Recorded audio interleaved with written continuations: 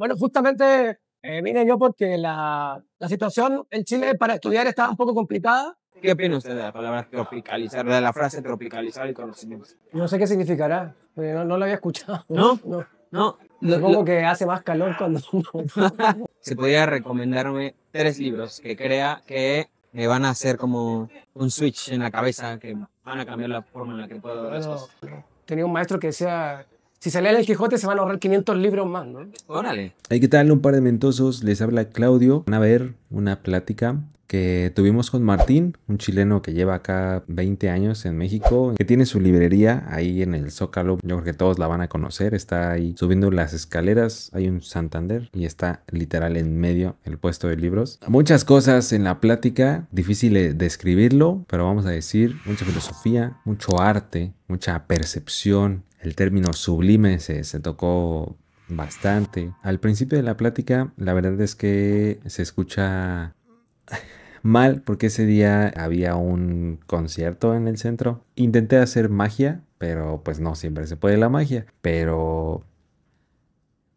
Y tampoco supimos configurar muy bien los micrófonos, ¿no? Que recientemente adquirimos desde China. Tampoco está tan mal, solamente son como unos 5 minutos al principio. Ya después el concierto cesó. Estamos con Martín Cinzano. Martín. Señor Martín, voy a ver con una pregunta que a mí me interesa saber. ¿Por qué México está como está? ¿Cómo está México? Yo veo un México ávido de atención, veo un México ávido de un cambio que sonaba utópico en la práctica y resultó no serlo ya en la operación. Veo un México dolido, vimos un accidente recientemente, una tragedia en Iztapalapa, Puente de la Concordia. Veo un México dolido, veo un México ávido de una solución verdadera que no ha logrado ser. Sin entrar en tintes políticos, no me interesa hablar de política como tal. ¿Usted qué piensa? ¿Por qué México está como está en la actualidad? E inevitablemente igual uno va a tener que hablar de política porque hay un tema político, el estado actual del país, ¿no? En realidad, así de bocajarro se me ocurren pocas respuestas, pero me parece que esto viene hace muchos años, no es ahora solamente. Hay un sistema político y económico que es el que más o menos nos rige, aunque también es cierto que la gente busca como puede, ¿no? Claro, sí. En ese sentido hay como una independencia también de la gente con respecto, si puede llamarse así, al sistema económico. Pero yo creo que son muchos factores. Yo creo que cuando uno se pone a hablar de que el Estado es el culpable o cosas así, evidentemente que sí, pero también nosotros vivimos acá, ¿no? Eso también contribuimos un poco a eso. Sí, como sociedad, claro, nosotros una parte de ese pastel, ¿no? Corríjame si estoy mal, don Martín, por su acento percibo que no es de aquí. Sí, yo soy chileno. Chileno, ¿hace cuánto está en México? Hace 20 años. Hace 20 años. Podría preguntarse, es curioso, ¿qué lo trajo a México? Bueno, justamente vine yo porque la situación en Chile para estudiar estaba un poco complicada. ¿En qué sentido? Es muy caro. Muy caro. Y también yo había venido antes y había establecido vínculos con gente de acá que me conocía con la que pude relacionarme después, ¿no? Entonces vine a estudiar, hacer una maestría en filosofía. Una maestría en filosofía. ¿En qué universidad? UNAM. En la UNAM. ¿En qué año vino usted para acá? 2005. 2005. Hace 20 años. Me comenta que ya había visitado México una vez anterior a su estadía ya como estudiante y como pues ya prácticamente el ciudadano que es de acá. ¿Qué impresión le dejó México en su primera visita y ya como residente de nuestro país? Es distinto porque igual, claro, uno cuando ya reside es distinto venir de visita, ¿no? Claro. Pero la primera vez que vine, pues me gustó mucho. En realidad, no pensaba venir y fue como muy rápido el viaje. Me quedé 3 semanas, la primera vez. Me trataron muy bien. Y sí, me siguen tratando bien. Sin embargo, ya en la primera visita se conocía algo como básicamente la Ciudad de México. Una ciudad muy loca y me gustó mucho, pero tampoco fue que me fascinara tanto, sino que encontré que era mucho más variado que Chile, porque tampoco yo conozco muy bien mi país en realidad. Entonces, pude congeniar con bastante gente, básicamente gente de la UNAM, pero también gente de otros lados. Y me gustó la calle, caminar por la calle. Es diferente a la ciudad de Santiago, donde yo vine. Santiago es la capital de Chile. Sí. Me pareció mucho más diverso, pero también mucho más gente en la calle. En el día a día, más gente. Claro. Bueno, Chile es un país de... En ese tiempo creo que tenía como 13 millones de habitantes. Ah, bueno. No tiene nada que ver con México. Sí, no, significativamente mayor el número de habitantes de Martín. Claro. ¿Qué similitudes hay entre su gente y la gente en México? Bueno, de partida hablamos la misma lengua, ¿no? Ajá. Ya con eso, pues hay bastantes parecidos, como por ejemplo, pues la continua crisis también. Y hay también una suerte de similitud. Yo creo que en la juventud no se diferencia tanto. Es que es difícil generalizar, la verdad. Sí, pero creo que no se diferencian tanto. Y sin embargo, acá creo que también México es muy variado. Entonces, no es lo mismo la juventud de la Ciudad de México que la juventud de acá. Sí, claro. La gente. Y a pesar de que son 90 kilómetros de distancia, es muy distinto. Muy distinto. Se vino a estudiar una maestría acá de filosofía. Me gustaría mucho platicar de la filosofía, es muy amplia. Cuando usted vino acá a estudiar su maestría, ¿qué fue lo que vino a estudiar? ¿Había una línea en Estética. Estética. Y platícame un poquito, soy un completo ignorante de la estética. Pues puede definirse como una especie de rama de la filosofía, pero que está muy, digamos, muy enraizada en los filósofos también, Okay. acerca del arte, ¿no? Pero no solamente acerca del arte, sino también acerca del caminar de la gente, por ejemplo. Tiene que ver más que ver con una especie de filosofía de la cultura. Se aleja un poco en el sentido de que es más empírica, no es tan abstracta. Okay. Sin embargo, obviamente también tiene su dosis de abstracción. Eso es lo que me interesaba más a mí, aunque me fui alejando un poco de eso. Yo estudié en realidad mi formación en literaria, entonces me interesaba más que ver lo que tenía que ver con la literatura. No soy no tengo formación filosófica dura tampoco, sino hay cosas fundamentales de la filosofía que yo no he leído, por ejemplo, ¿no? Sí. Pero me interesaba más que tuviera que ver un discurso filosófico acerca de la literatura. Me comentaba de la estética en el arte. Quiero suponer, de nuevo, soy un completo ignorante de este tema, pero quiero suponer que yo soy músico, yo le dediqué 14 años de los 27 que tengo a la música clásica, soy violinista, y de pronto charlando con amigos músicos charlábamos de la grandeza de un Beethoven, ¿no? Que incluso a la gente que es ajena a la música clásica lo escucha y es sublime. Y a mí en lo particular me gusta mucho la música nacionalista rusa, dígase del grupo de los 5, un Stravinsky me encanta, un Balakirev, un Mussorgsky, un Rimsky-Korsakov, y era algo muy distinto, ¿no? Porque Stravinsky lo tildaban de loco. Y luego acá en México tuvimos la réplica de un Stravinsky que era Silvestre Revueltas, que le llamaban el Stravinsky mexicano. ¿Hay algún punto en el que puede converger una misma estética o justo su riqueza de la subjetividad, de la abstracción, hace que no? Mira, lo que pasa es que también hay gente que define un poco la estética en contraposición a la producción artística, porque la estética más bien tiene que ver con la recepción de, como tú dijiste, como que a ti te puede parecer sublime algo, ¿no? Una música. Entonces, no es que haya una producción sublime, sino que más bien el modo de recibir o de recepcionar. Una interpretación sublime. Puede ser una recepción sublime, ¿no? En ese sentido, bueno, lo sublime es una palabra como muy utilizada en la estética, sobre todo en los alemanes, ¿no? Okay. Ellos definen la sublimidad como algo que no es representable necesariamente, ¿no? Okay. Por ejemplo, algo que nos puede incluso exceder, ¿no? No así lo bello, donde en algún sentido todavía tenemos como una especie de control. De la belleza. De la belleza, sí. En cambio, lo sublime ya, en algún sentido, nos rebasa un poco. Bueno, en realidad estoy hablando un poco de la sublimidad como lo entendían en el siglo XVIII y XIX los filósofos idealistas, o los alemanes, ¿no? Pero ahora en este momento te puedo decir cualquier barbaridad, porque ya hace mucho tiempo que no estudio estas cosas. Pero me interesaba mucho, por ejemplo, la diferencia entre lo bello y lo sublime, ¿no? Esa cosa, primero, de mantener el control y de cómo lo sublime nos pone en jaque en algún sentido, ¿no? Hay un ejemplo que me gusta mucho, creo que ese ejemplo es de Kant. Por ejemplo, estamos ante un mar, ¿no? Ante una puesta de sol, que es una tranquilidad, ¿no? Esa puesta de sol nos puede parecer bella, ¿no? Pero en el momento en que empieza la tormenta y que el mar empieza a ponerse tempestuoso, sigue siendo bello, pero ya nos sentimos amenazados, ¿no? Sí.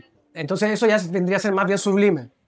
Ya no tienes control. Claro, cuando la gente hoy en día dice es sublime, pues generalmente no sé si lo aplica muy bien, porque en realidad la sublimidad tiene que ver con una cuestión, como te digo, donde la línea del control como que se desplaza un poco hacia nosotros, ¿no? Se pueden interpretar varias cosas. ¿no? La interpretación igual, claro, obviamente como tú dijiste, es como bastante clave, incluso en la música, porque cuando los músicos interpretan algo, lo hacen a su manera. Sí, ¿no? sí, sí, sí. Sí, no hay un Entonces, concierto igual. Claro, una traducción también puede ser una interpretación, ¿no? Entonces, por Estoy de acuerdo. ejemplo, a veces no siempre da resultado una cosa así, o hay un momento histórico en que una interpretación, digamos, no alcanza no alcanza como a establecerse, ¿no? Estoy de Porque acuerdo. a lo mejor estaba muy en pañales el asunto y después, tiempo después, por eso hay muchos también artistas, como se llama a veces, incomprendidos, que tiene que pasar una época y esa época de pronto aflora como 50 años más y ahí recién se está entendiendo lo que estaba, o no, no sé si entendiendo, pero se está sintiendo o recibiendo o interpretando de otra manera. Sí, 100%. Está el caso de este escritor que murió casi que congelado en Nueva York, muy famoso. Ahora me acordaré el nombre. De uno que sí tengo fresco, fue de Alexander Borodin. Alexander Borodin, compositor ruso, componía precioso. Para mí su cuarteto número 2 de cuerdas es, iba a decir sublime, pero ya me enseñaste. Pero puede ser, Sublime, es claro, si bello. no tiene por qué, a lo mejor también es sublime. Puede ser, Claro. sí, puede ser, habría ahí Ujú. una discusión pendiente. Pero él compuso una de sus últimas obras, Las danzas polovecenas al príncipe Igor, basadas en un libro de poesía para el príncipe Igor que le da el propio Igor Stravinsky para que se inspirara a componer algo. Le tomó 20 años, no la terminó, falleció, llegó su mejor amigo que era Igor Stravinsky, no, perdóname, Rimsky-Korsakov, la termina por él, la estrenan, se vuelve mundialmente famosa por el peso que tenía Korsakov y entonces empiezan a decir, oye, ¿quién era Borodin? Claro. Claro. El 80% de esta pieza de quién era. Y resulta que su música empezó a sonar como nunca antes, como Claro. nunca antes. Borodin fue famoso post-mortem, vamos a decirlo así. Y este escritor, se me fue por completo el nombre. Un escritor muy oscuro, hablaba mucho de cuervos. Edgar Allan Poe. Edgar Allan Poe también fallece, más bien, fallece y sus textos no se hacen famosos sino hasta después. Claro, tengo por ejemplo, entendido. ahí el cosa es que, claro, como en el caso de Borodin, también hay otros autores que recuperan los discursos anteriores y así los hacen famosos. El caso de Poe, por ejemplo, en Europa, fue más o menos emblemático porque Baudelaire, poeta de las flores del mal, Ajá. tradujo del inglés al francés a Edgar Allan Poe, ¿no? Y lo dio a conocer, digamos, en Francia y ahí pasó a Europa, ¿no? Okay. Entonces, y eso fue ya cuando Poe ya había muerto. Sí. Generalmente eso suele pasar con los autores como más determinantes, ¿no? O sea, los que empiezan a hacer una influencia más marcada dentro de la literatura Más o atrevido dentro sería de la usted. cultura, se demoran tantito. Por ejemplo, o en el caso de la filosofía de Nietzsche, por ejemplo. Claro, ni No. comprendido de su época. Claro, Hasta la fecha, diría yo. claro, pero digamos que y él mismo decía que su obra iba a ser póstuma, ¿no? O sea que recién se le iba a entender como un siglo después, ¿no? Y claro, los filósofos que vinieron después de Nietzsche lo recuperan y hoy Nietzsche es fundamental para cierta crítica a la sociedad, ¿no? Sí, por supuesto. Crítica a la cultura. Un loco incomprendido, porque incluso Nietzsche compuso música, tiene un concierto ahí para violín. No tan bueno, si le soy sincero. A mí Dicen que no a mi era muy buen percepción. músico. Sí, no, Ni yo creo tampoco que poeta. no era su fuerte, pero Claro. se le admira justo por haberlo intentado. Un último comentario para cerrar, señor Martín. Platicaba ahorita de este traductor que agarró a Edgar Allan Poe, lo hizo famoso en Francia. Pasó un caso muy curioso cuando la rama psicoanalítica se empieza a introducir en el continente americano como tal. Y los estadounidenses crean un concepto del cual Freud nunca habló, que es el subconsciente. El subconsciente no existe, se hizo a través de una mala traducción del inconsciente de Freud. Y hoy en día todas las personas hablan del subconsciente, cuando en realidad el subconsciente no existe, fue una mala traducción. Qué importante es, uno, saber interpretar, saber traducir, y acaba mi pregunta que le quisiera hacer. ¿Qué opina usted de la palabra tropical, o de la frase tropicalizar el conocimiento? Porque hay algunos que los ofende. ¿Cómo que vas a tropicalizar algo? Me estás contando algo y yo lo voy a aprender. ¿Qué opina usted de la palabra tropicalizar, de la frase tropicalizar el conocimiento? No sé qué significará, no lo había escuchado. ¿No? No. No, Supongo que hace más calor cuando Lo traía a la mesa porque recuerdo perfectamente en alguna clase de historia de la psicología, yo la usé. Dije, pues cuando se tropicalizó este conocimiento y haga de cuenta que al maestro le dije, le menté a la madre, ¿no? Sí, me dijo, Claro. pero ¿por qué tropicalizar? ¿Por qué cuando se trata de traer conocimiento europeo o eurocentrista acá hablamos de tropicalizar? ¿Es que lo estás digiriendo o te lo están dando como más masticado porque eres tonto y no lo entiendes? Entonces, desde ahí como comencé a cuestionarme la palabra tropicalizar.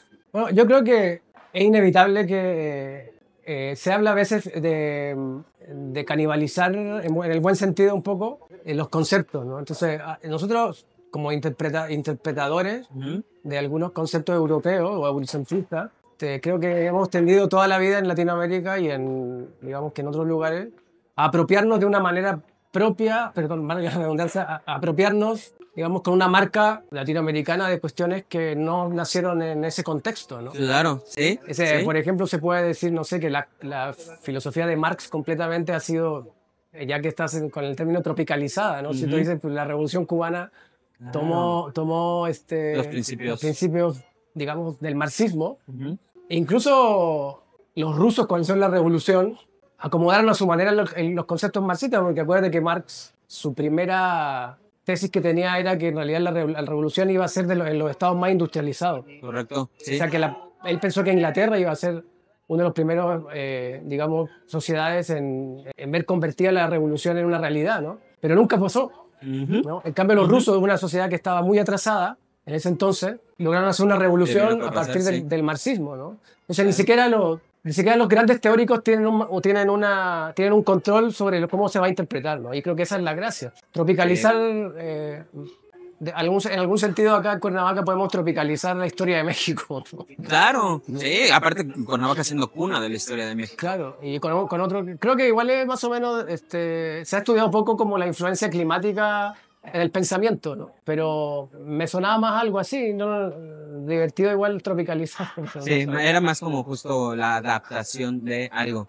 Pero Martín, última pregunta, y con esto lo dejo en paz. ¿Se podría recomendarme 3 libros que crea que me van a hacer como un switch en la cabeza, que van a cambiar la forma en la que puedo ver las cosas? Yo siempre te recomiendo leer El Quijote, porque a pesar de que ese es un libro que se escribió hace más de 500 años, o 400 años, no me acuerdo, no, más de 400 años, sigue siendo un libro divertido y a la vez muy profundo, ¿no? Okay. Donde hay cuestiones que si uno las analiza, no solamente como, digamos, como conocedor de la literatura, ¿no? Sino como conocedor más bien de la experiencia de uno mismo, siguen siendo fundamentales, ¿no? Sí, incluso para un psicólogo, la división, o más bien de cómo en algún momento se lo considera loco un personaje y después pasan los años y no es tan loco, ¿no? Y se lo considera más bien lúcido, es importante. Por eso yo creo que El Quijote es súper recomendable, ¿no? Tenía un maestro que decía, si se leen El Quijote se van a ahorrar 500 libros más, ¿no? Órale. Porque sí, bueno, en realidad es que más encima en términos de construcción literaria tiene cuestiones muy interesantes. De partida hay la segunda parte del Quijote. Cervantes la escribe como después de entre que transcurren 10 años entre la publicación de la primera. Entonces la gente ya ha leído la primera y sabe cómo reaccionar al Quijote, ¿no? Entonces eso Cervantes lo pone en la segunda parte. Ok. Eso es la cuestión ahí literaria que es interesante, un principio como de construcción. Y otro, bueno, ahí está El hombre rebelde y El mito de Sísifo de Albert Camus. Ok. Que me parece también... Pero no es muy denso de leer a Camus. Sí, es denso, ¿no? Pero creo que la gracia de Camus es que es un pensador que también fue con una pluma muy hábil, ¿no? Okay. Entonces no es tan denso en el sentido, no te vas a leer un tratado de filosofía árido, sino que más bien te vas a leer ensayísticamente, ¿no? Me interesan más los escritores como ensayísticos, que donde el ensayo no tiene toda la verdad, ni siquiera parte de la verdad, pero generalmente está poniendo a prueba eso. Se está cuestionamiento. Ahí donde la contradicción no es una falta, sino que al contrario, es una cuestión de necesidad. Claro, una necesidad. Buenísimo. Y después, ¿cuál otro te podría recomendar? Un último. ¿Un gusto culposo? ¿Tiene algún gusto culposo en libros? ¿Qué puede ser culposo? La novela... No es culposo, pero por ejemplo, Mario Puzo. Okay. El Padrino. ¿No? Es una gran novela. Tal vez es culposo porque uno tiene la un poco estúpida convicción de que algo que es denso tiene que ser bueno, no necesariamente. En cambio, Mario Puzo le bastó solamente esa novela para poner varios tipos de caracteres humanos, ¿no? Por eso el libro sigue siendo famoso y la película, ¿no? En la película, sí. en realidad, de la interpretación que hizo Coppola, Ajá. pues es tan interesante, ¿no? Porque también ya poner a Marlon Brando, por ejemplo, ya era una apuesta arriesgada. Sí, de acuerdo. Y con eso, pues, quedó impregnado en la mente de la gente, ¿no? Sí, Yo claro. veo acá que incluso gente que no es muy asidua a la lectura, por ejemplo, el Padrino sí lo tiene buen alto. ¿Quiere mencionar su espacio? Que lo vengan a visitar. Bueno, esta se llama La Innombrable Librería. Ya tenemos como 1 año y un poco más de existencia. Y pues estamos acá al lado del Zócalo. Cosa que vengan, hay libros de filosofía, de literatura, de arte, política, de psicología y todo. ¿De qué día y qué horario? Estamos de martes a domingo, desde el mediodía hasta como las 6, 7 de la tarde. Depende un poco de la lluvia. Perfecto. Saben, aquí encuentran a don Martín. Perfecto, don Martín. Pues muchas gracias por platicar conmigo. Gracias a ustedes. Gracias. Tomar unas tomas